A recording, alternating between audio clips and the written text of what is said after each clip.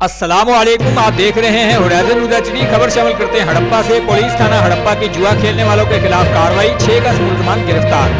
DPO Sahiwal Sadiq Bloch की हिदायत पर डीएसपी सदर सर्कल अब्दुर्रहमान आसिम की जेर निगरानी हड़प्पा पुलिस का जराइम पेशा नासिर के खिलाफ क्रैकडाउन।